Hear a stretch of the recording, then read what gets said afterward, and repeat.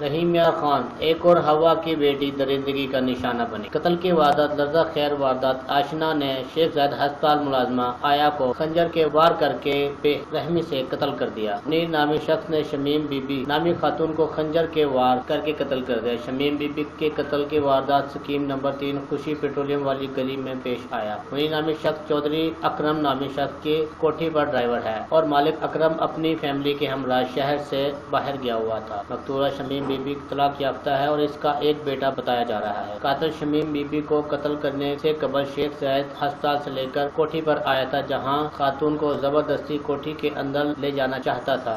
कातिल मुनीर नामी शख्स शमीम बीबी पर तशद्दुद करता रहा और कोठी में न जाने पर कत्ल कर दिया। कातिल मुलजिम मुनीर कत्ल के बाद मौके वारदात से फरार होने में कामयाब हो गया। वाक़े की तला मिलने पर रेस्क्यू 1122 और पुलिस थाना सदर मौके पर पहुंच गई। कातिल मुसलसल वार करता रहा और लोग तमाशा देखते रहे। कातिलाना हमला करने वाला शख्स शमीम बीबी का करीबी अजीज बताया जा रहा है। पुलिस ने लाश कब्जे में लेकर कार्रवाई शुरू कर दी।